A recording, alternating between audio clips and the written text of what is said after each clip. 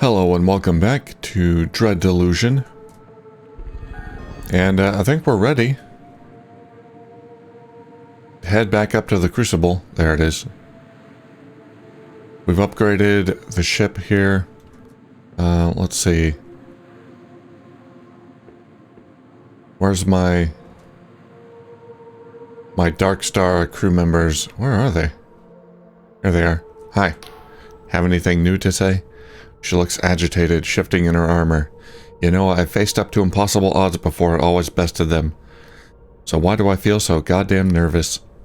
She looks at her hand. It's trembling slightly. She clenches it into a fist. I guess I've always looked up to Vela.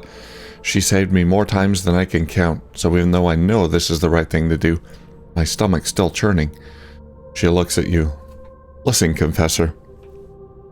When we met, you told me we'd finish what I started, the mutiny against Vela, and stop her before she does the unthinkable. Do you stand by that? Do you really think we could do this? I don't know. I mean, she already set the angel free. I think, there's no putting that genie back in the bottle. I don't know, but all we can do is try our best. She nods. Might not be what I was hoping to hear, but I think you're right. Orlaith is silent for a moment. You know, I never felt like I've belonged anywhere. Being born from a glass tube will do that to you. Even those first few years with Vela, when we thought we were really making a difference, it was Vela's dream. It was still Vela's dream we were chasing, you know. But now I think I finally know what my purpose is. To stop the evils of my ancestors from ever being repeated. She twists up the corner of her mouth. Or die trying. For better or worse, that's thanks to you, Confessor. So I suppose I just want to say thank you. Huh. I can be an ass and say we just need your sword skills. My pleasure, Orlaith. She smiles warmly. Alright, what about you? What do you have to say? Frost is sipping from a teacup, which he raises in salute at your approach. Ah, Confessor, good of you to join us. So here we are at last. The interval is nearly over. The curtain's soon to open. Everything is in place for the final act. Let's just hope I can remember my lines. How are you feeling? He sips. Oh, naturally, I'm scared shirtless. This is the confrontation I've been running from all along. This is what I became Horus to escape. He still can't swear. Yet I'm finding that the fear is less biting than before. It feels calming somehow to be the last be walking towards my trouble with a firm resolve. He snorts. Funny how long we resist the simplest lessons. Confessor, do you remember our first meeting? Lately I found myself turning it over in my brain. At the time, you argued that we should use the power of the angel to build a better world. I was hesitant, of course. I scarcely trusted myself to choose a pair of curtains, let alone the fate of humanity. But, he sighs, then looks into your eyes. I've come to the conclusion that you were right, and I was wrong. It's all Horus's fault, I'm afraid. His visions were so good because he still had hope. Hope that every person could be redeemed. That love really was more powerful than despair. So he thinks we should help Vela? When you reawakened my old self, that hope didn't die. It stayed with me, infectious, all mixed up, together with everything I've seen and done. Everything the Clockwork Kingdom ever tried was mere child's play compared to that angel. This is it, the real deal, and now that we're on the precipice, I find I cannot turn my back. Frost smiles ruefully. You see, I have to believe that Horus wasn't wrong to hope. I mean that literally. I have no choice but to believe.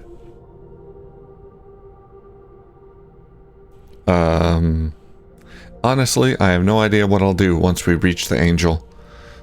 Okay, so the angel hasn't been quote-unquote activated yet, I guess. Frost laughs, refreshingly honest, Confessor. Very well. You improvise, and I will react. If it transpires that we are cast as foes, let us play our parts with gusto. He sighs. I'm going to flippin' regret all this, aren't I? Maybe. Hi. Well, this is it. One last daring push into Vela's maelstrom. Eh? Only this time, I fear there'll be no second chances. He shoots you a serious look. It doesn't matter how many times that god of yours can pull you back from the dead. If Vela activates that abomination, it's all over. Unless we can stop her, Vela will either rule the world or end it. Damn that girl for bringing it to this. She could have done great things, you know. Her name could have gone down in history as a savior, not a tyrant. Well, anyway, the cutter's ready to depart. You might want to check with the rest of the crew to see how they're holding up, but otherwise, use the controls when you're ready. Just make sure you're really ready. Assaulting that cradle is no easy task. This may just be the last thing we ever do. What's the plan when we reach the cradle? This place is a fortress too risky for a head-on assault, but if the Duchess could distract Vela's entourage with her magic, the rest of you might have a chance. Frost thinks he spotted a back door, some sort of utility pipe that could be cracked open, giving you and Orlaith a way inside. Then Orlaith will head straight for Vela and try to keep her busy. As for you, find that angel at all costs. Then, if all goes to plan, we'll meet up in the cradle center, and we can boot that angel back to the void.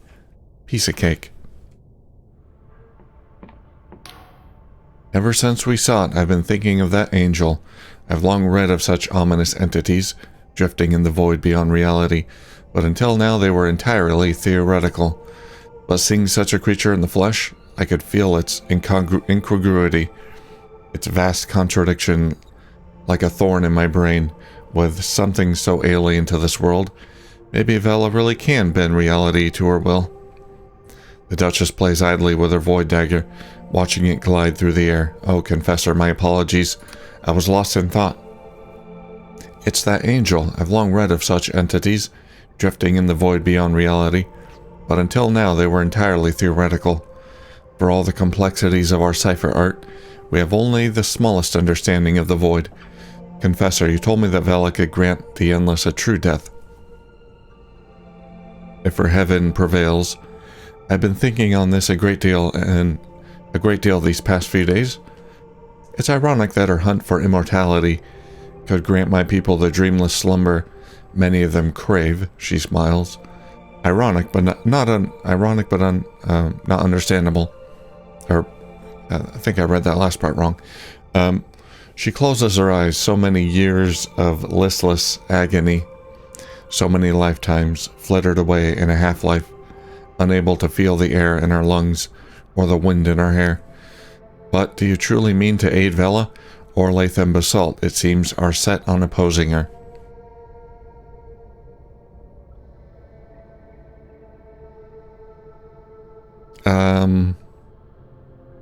Yes. I want to help her. Despite her actions, I will help her achieve this heaven for the benefit of all. She nods. Thank you, Confessor. Together, we will see this through. So, two of my buddies here are set on helping Vela. When we reach the cradle, I'll keep Vela's main force distracted with a cipher shield. That should give you enough time to find an alternate entrance. But no matter what, this will be a perilous mission. I've spoken to Care and arranged for my daughter's hand to be delivered home if I am to meet a similar fate to hers. Well, I still don't know what I'm gonna do, but I'm kind of leaning towards helping Vela. That seems like the more interesting option, but it could end very badly. I think the right option would be to not do that, but... Right, well, despite it all, that went pretty smooth, eh? He grins. Damn sight better than the last landing, at least. What's the plan now that we're here? This place is a fortress, too risky for a head-on assault. But if the Duchess could distract... yeah. Alright, that's where we gotta get. To the cradle. Once more, I've erected my transpositional supply tent. By all means, use it to stock up. But don't tarry. We must strike quickly now that we're here. Vela's lackeys will come at us in full force, but I'll try to keep them at bay for as long as I can. Once we've set off, you must find Frost and help him make this entrance. Or help him... What? Oh, make his entrance. Got it.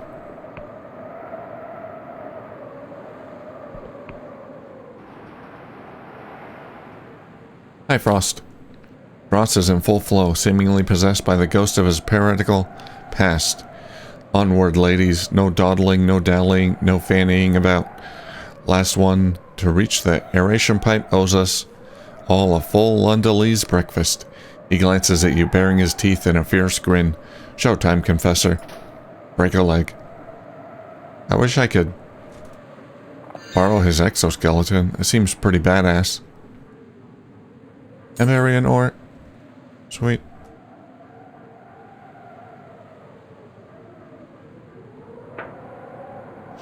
Okay. Can't go over there. Hi, Orlaith. We're aboard the most abhorrent vessel ever constructed, surrounded by the Union Navy, on our way to face Vela and her captive eldritch horror. She smiles. Careful, Confessor. Anything more dangerous and I might start having fun. Well, that's what we're all here for. To have fun. Hey, we got some nice, upbeat, friendly music.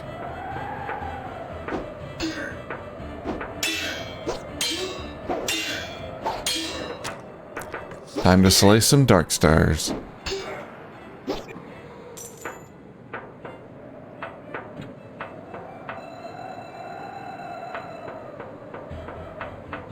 Oh, there's a lot of them.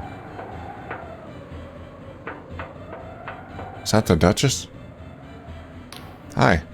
The Duchess is clearly straining to maintain her powerful cipher spell. Don't worry about me, Confessor. I've faced worse odds than this. Just fine for us, and get inside this thing. Okay, we're not going through that way. We're going around the back.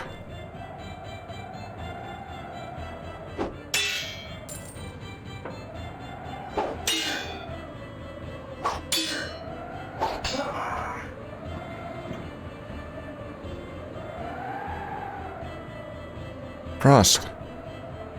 Orlaith. Frost is once again fiddling with his handheld door breaking device, but this time he's visibly under stress.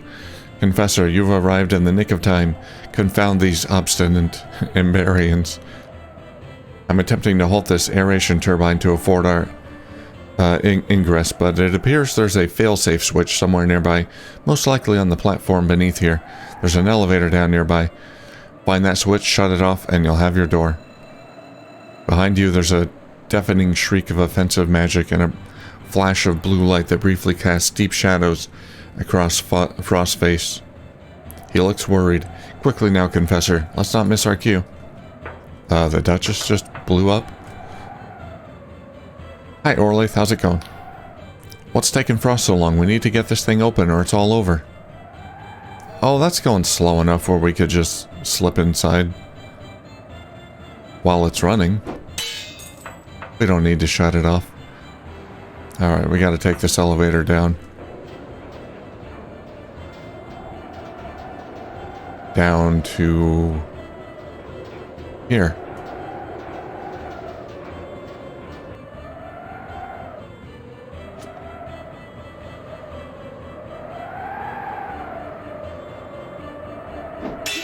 Hiya.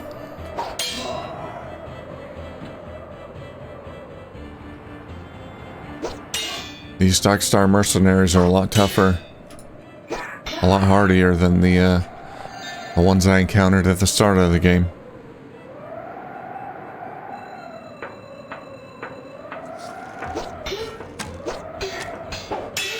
Ah. Ah.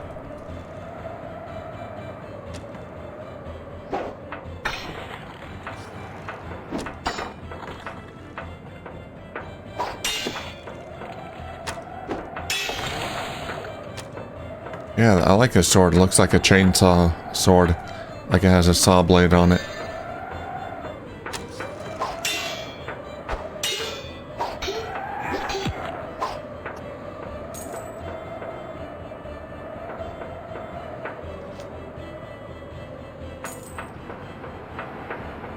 Alright, let's find that switch. I'm sure it's up there.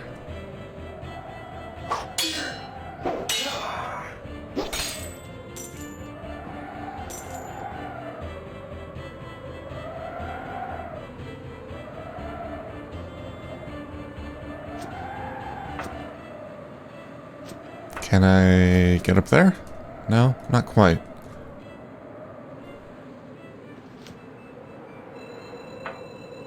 Okay.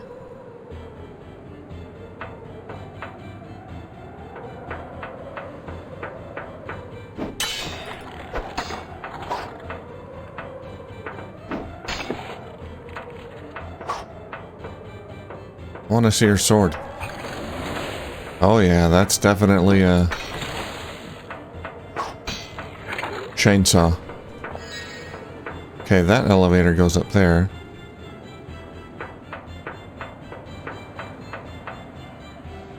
I think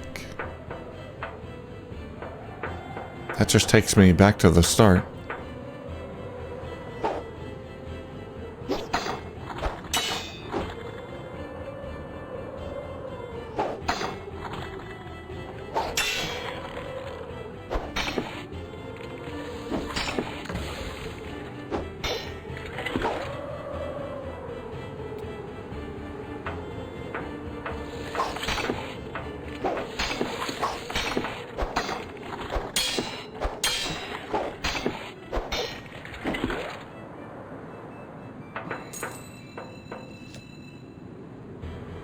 Okay, this might be it. Nope. And burying ore. Oh, that's it.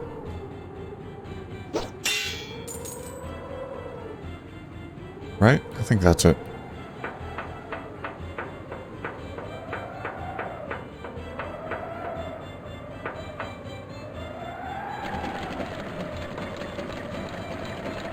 There we go. Okay, let's take this elevator back up.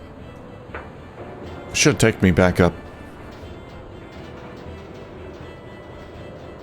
to where I was before. And actually, I can find the tent. Yeah, here it is.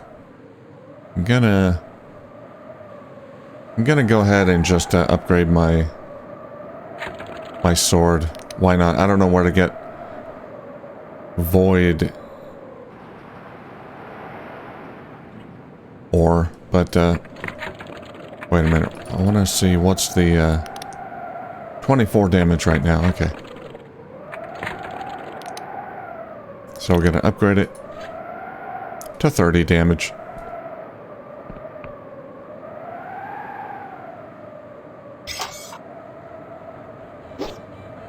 There we go. It's got a cool new look.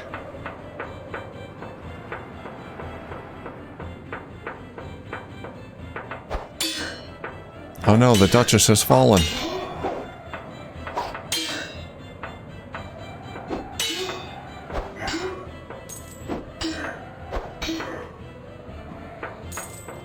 Duchess, are you okay? The Duchess has been hacked into pieces. Oh no. You see parts of her body scattered across the floor, like the remnants of some gruesome festival. Duchess, can you hear me? In response to your voice, a finger starts pointing wildly. You follow its gesture to a pile of bodily components, and you pull a jaw from within. I'm sorry, Confessor. Couldn't hold them all back. Can we fix you? Heh, did you bring your needle and thread? What a pleasing image. Alas, I fear there's no time for any such thing. I'll send for help. You'll do no such thing. No, Confessor, you mustn't make a fuss about me. There's simply no time. I knew it would come to this sooner or later. No doubt I deserve it after all that I've done. Perhaps it will prove an interesting change of pace, no? Just find Vela and that angel of hers. Now go, Confessor. She's been hacked into pieces. Yes, she's still wriggling around. I'm sure she'll be fine. Okay, I guess we're going through this way. Oh no. Frost. Frost's body lies mangled within the twisted wreckage of his clockwork armor, his fine clothes sodden with blood. Ah, fuck. Hey, he can swear again. You finally swore. I'm proud of you. Frost gives you a weak but genuine grin before coughing up blood. Go and fuck yourself, Confessor. He grimaces. Not a bad finish for an old Caxton Frost, A final stand. A heroic downfall. Not a dry eye in the house. Dramatic to the last. But the curtain's not fallen yet, eh, darling? If you can build something better out of all these ashes, then then it won't have been for nothing. He reaches up and grips your hand tightly. Please, Confessor, activate the angel. Make all this worth a damn. Now, fuck off. He releases your hand and slumps back, his strength failing. Oh, and please tell Sam that I'm sorry. I really did want to come back to him. Oh, right, Sam. I'll tell him, I promise. Frost's eyes are screwed tightly shut, and he no longer seems to hear anything you say. The angel, please, you have to... Sam? Sam. No, he's dead. Well, we've still got, Jack Basalt. And, Orlaith. Out there somewhere. The two that want to put an end to this... to Vela's nonsense.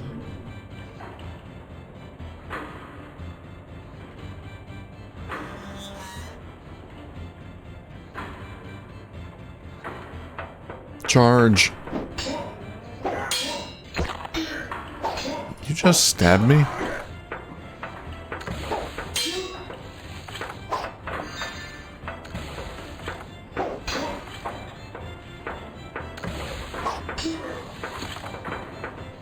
They're no match for me.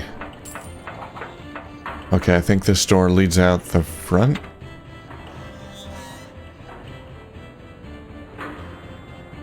Yes.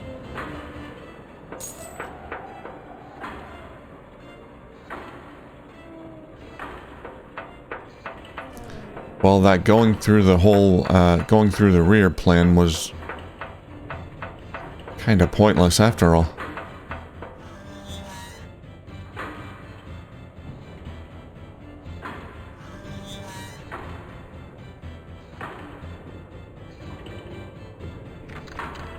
Barred from the other side. Back.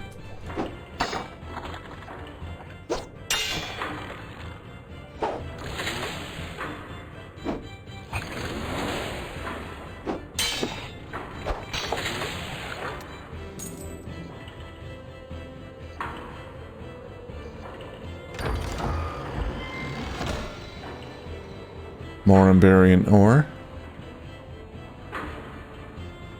It's nothing I need to upgrade at this point. I think... Alright, yeah, I guess I'll keep this helmet on. If I have an encounter with Vela or the Angel, I'll put my charm hat on beforehand.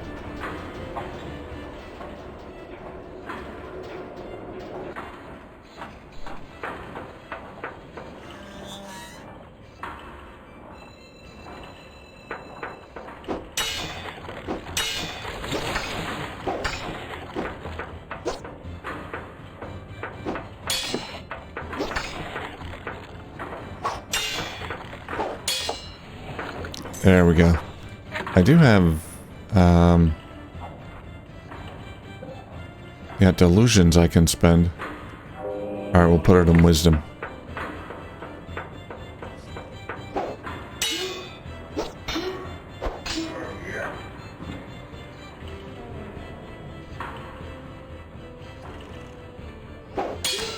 Ow.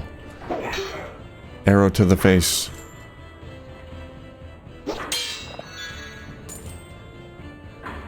Trying to get through this quickly.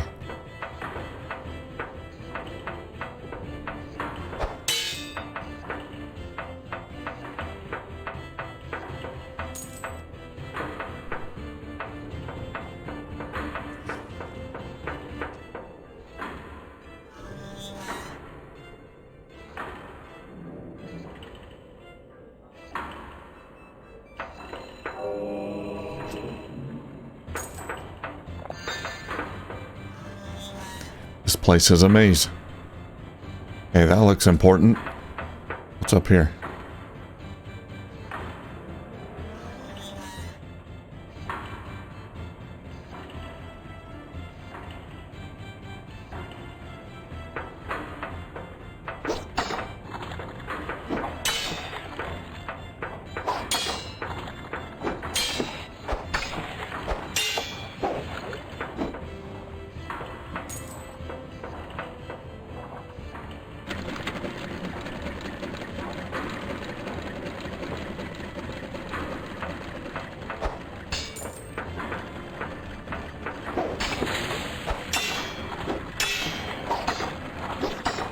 Got him stun locked.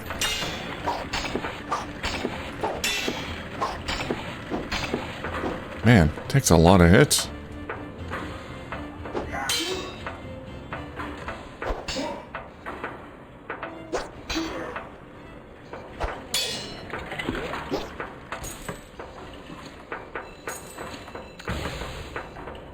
Alright, let's deal with the enemies.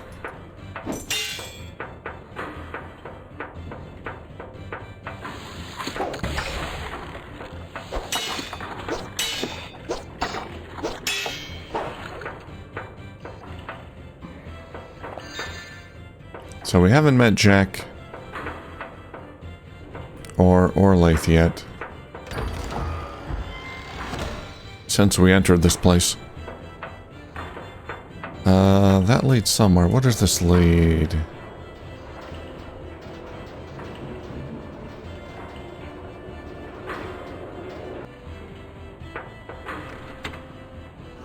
Oh, this is okay, I think it's a shortcut to a place I've already been. Yeah, okay.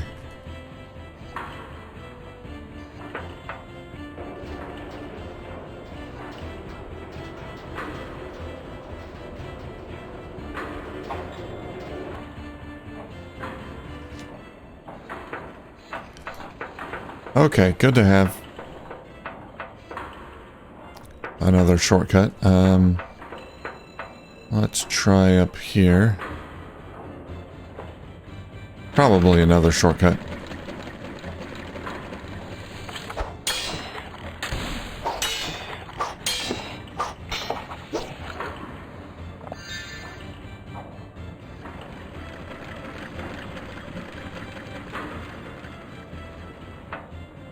Oh, hey, we got an AI thing. Okay. Is that? It looks like the angel, but it's tiny. What is this gonna do? Let's talk to this thing first. Hi. Cradle network breached. Security protocols overwritten. Control of mechanical humanoids severed. Further, containment compromised for prime specimen code Angel. Entities attempting to replicate. Access to cradle womb sealed until threat nullified. Additional information restricted to Class A citizens and above. Oh, dang it. We need to put on that charm hat.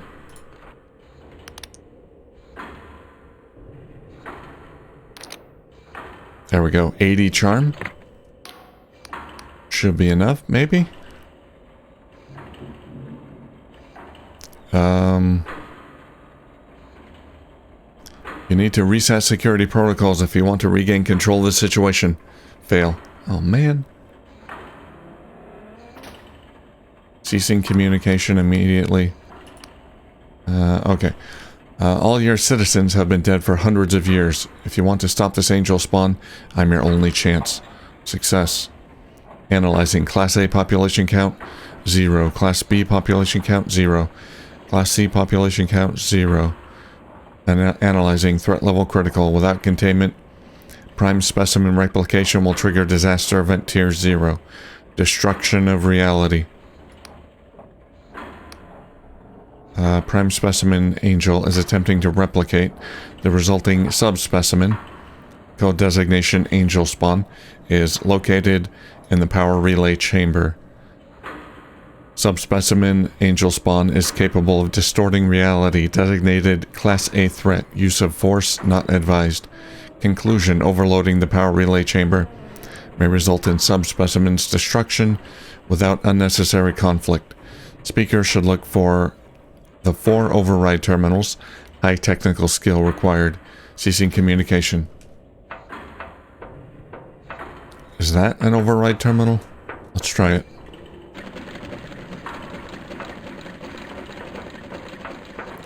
That's one.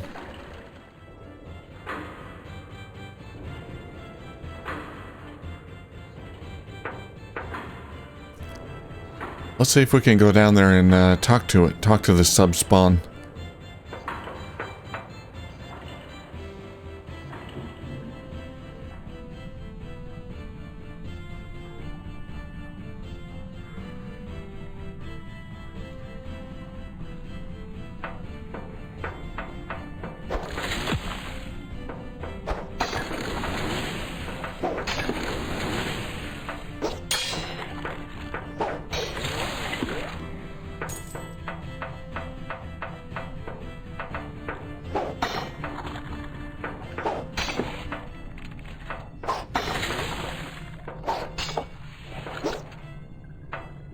Can't believe I'm still failing lore checks even with the hat, and I upgraded my lore again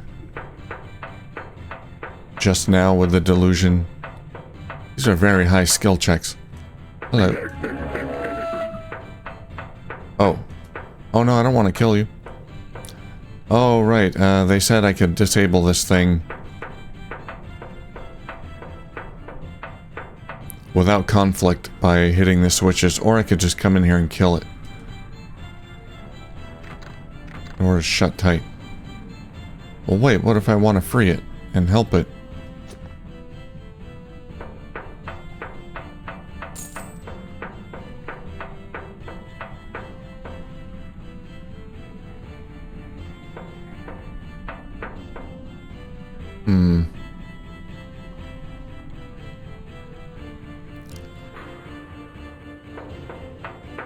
Is there something I missed back here?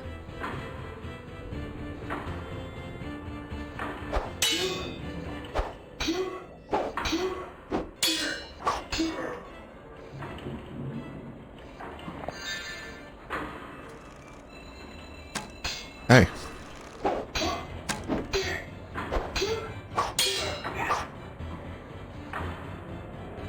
Oh, my lore skill is too low. Okay, we can lockpick it. There we go.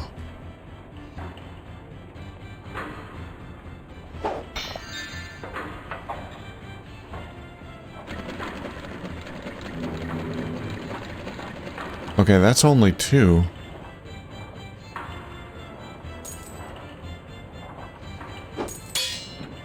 I suppose I could just fight it.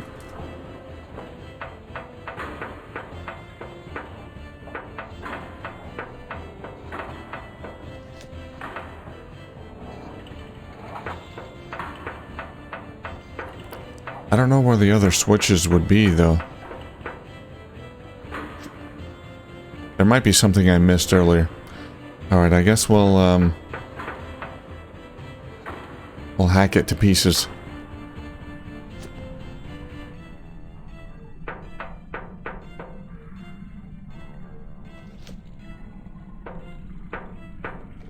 Something over there.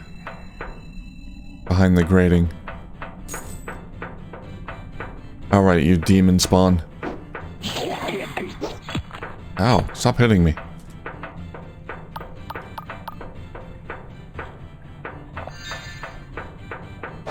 Hey, come back here.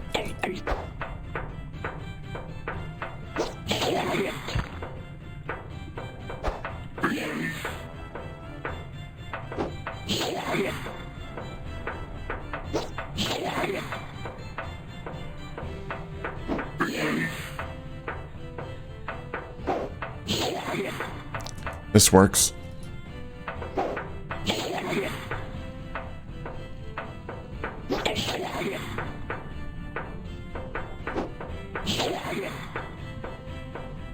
Ah, he's fast.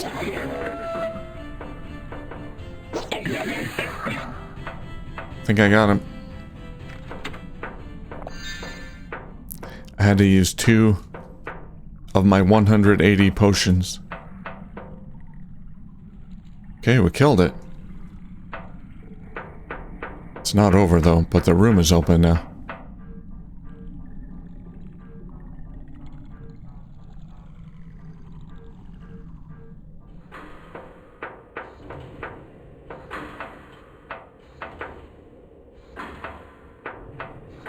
Alright, we're gonna take the train.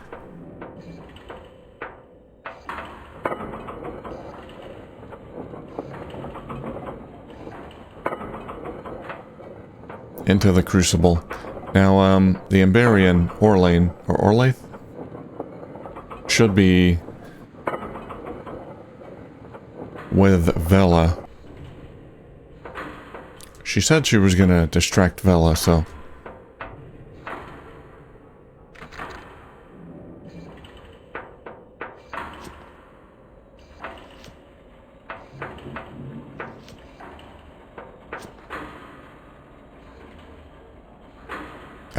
here we are. Oh, joy. Do I have my... Okay, let me just make absolutely sure. Yeah, we've got... Charm hat. Okay. It might not give me enough for any charm checks. Oh, she killed the Emberian. Oh, no. Vela stands over the lifeless body of her once friend Orlaith, her sword still dripping with blood, and her face twisted with fury. You should be dead. I stuck my sword into your heart. I saw your body fall. It would have taken a god to stop you from... Her eyes narrow. Oh, now I get it, Confessor. You really have been following in my footsteps, haven't you? You killed Orlaith? She attacked me. I had no choice. And if it wasn't for you... What's happening to your arm, your face? Yeah, she does look a bit... different. She flexes her arm, her left arm. I mean, the dialogue box is kind of hiding it, but it looks like her left arm is mutating. She flexes her arm, its black flesh pulsing with eldritch energy, merely a byproduct of the unprecedented work we've been doing here. Vela, let's talk about this. No more talk, Confessor. Not after everything you've done. You turned my comrades against me, forcing my hand. Their blood is on your conscience as much as my own. Can't you just bring them back with that angel of yours? Vela frowns, turning her head away. That will be up to them, not I, and Orlaith made clear her desire to eschew my vision of heaven. He points her sword at you, Orlaith's blood still dripping from it. Get ready, Confessor. I won't let you or the Inquisition get in the way of what comes next, for the sake of humanity. Don't you mean for the sake of Isabet, your sister? That's what this is really about? Vela glares at you with a newfound fury. How dare you mention her name? You know nothing of her soul. My family. Isabet was. She meant more to me than... Her eyes closed for a long moment. Isabet and my mother burned alive in my father's mansion. I heard all this already, that Isabet was taken so young, and I alone should live. Speaks plainly of the injustice of this world. Am I wrong for wanting to change that? Well, we have another chance at a charm skill check. And now here you are, surrounded by the corpses of your new family. Was it worth it? Was Orlaith's death just? Success. Oh, barely. Vela stutters. They betrayed me. If only they had listened instead of, I didn't want to kill her. I only meant to... Vela's sword drops from her hand and clatters onto the floor. Tears stream from her eyes, though she betrays not a sob. That's what I always say, isn't it? I didn't want to. They made me do it. I had no choice. She turns her gaze to the ceiling, blinking away tears. Damn you, Confessor. Do you have any idea how long never is? Never to see my sister again, never to hear her stupid little laugh? God damn it, all I ever wanted. She screws up her eyes. When I found that map, it was like a fucking djinn had answered my wish. Do you understand? Like a message from the universe, saying, maybe she died so I could save everyone. And at every step since then, I've made the same choice. Every principle twisted. Every dead friend, the angel could make it right. So my debt kept growing and growing until... Vela is silent for a long time. When she turns back to you, it's with a despairing smile, her voice cracking with the desperate abandon of confession. I'm so deep in blood I can't even see the surface anymore. Vela gestures hopelessly at the angel. "So you win, Confessor," the angel will answer to the first mortal who speaks with it. "If you think me a fool, then destroy it. Just whatever you do, do it quickly, before I change my mind again." "Thank you, Vela." Whoa. She died with her eyes wide open. Hey, we get to see her face for once. Knocked her helmet clean off. Well, let's have a chat with our angel friend. Oh, you're here too.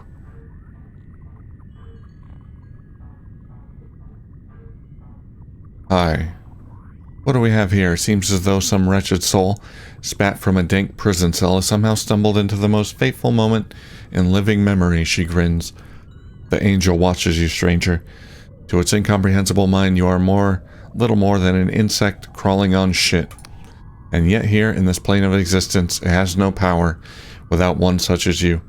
It has a thing born of the void. It is a thing born of the void. It can think and feel only in cipher, and lacks the perspective of a mere mortal.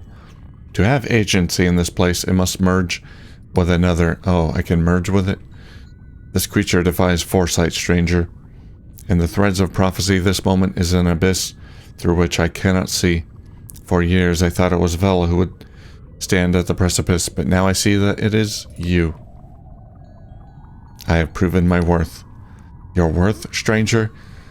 It is ever the folly of mortals that they account chance and privilege with divine providence. These islands have long been the home of dreamers and fantasists? Okay, fantasists. Their delusions have seeped into the fabric of Earth, waiting for one to reclaim them. The people here have hung their wishes on your shoulders, nothing more. But you should do well to remember that your power, all power, is borrowed. We are not but conduits, and now, whether by chance of skill, you wield more power than any before you. The last time this angel was roused, the whole world was destroyed.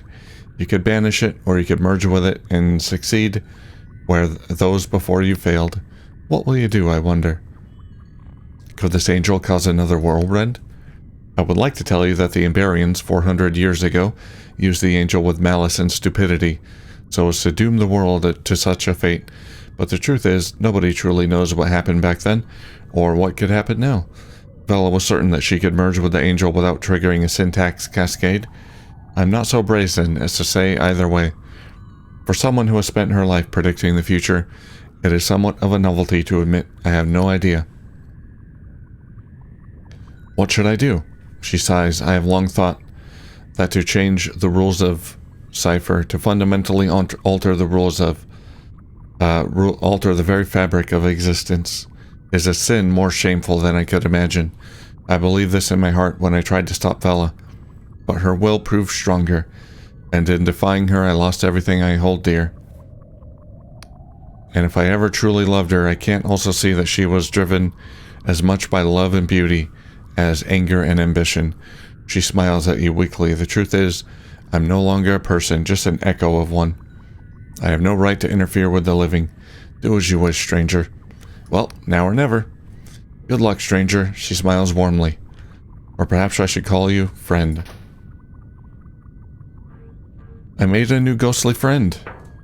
Well, we can merge with the angel, or destroy it. Let's take the elevator, get up to eye level. Oh, I guess I'll destroy it. I don't think merging with it seems interesting, but... And I can't say that I'm not curious what'll happen, but I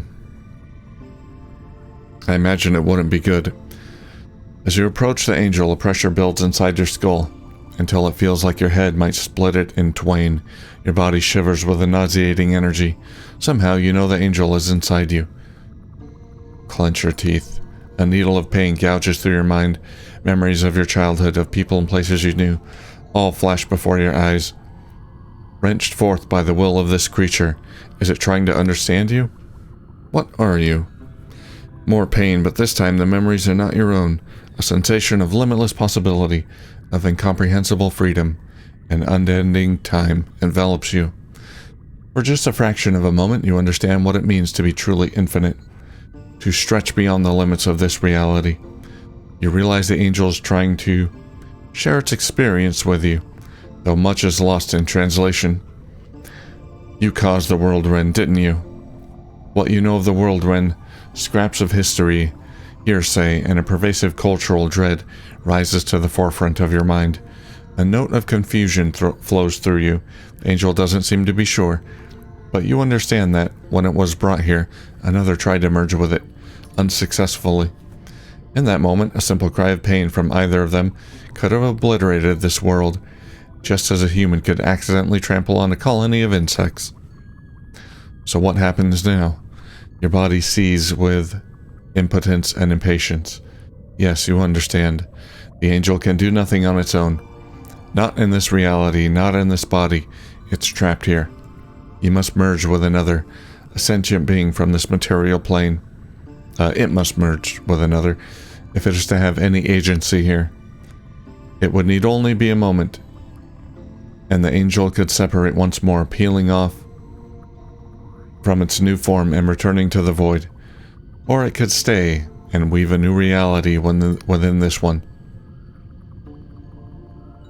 I'm ready to choose. A tingling of anticipation suffuses your body. The angel awaits your decision. Back into the void, Hellspawn.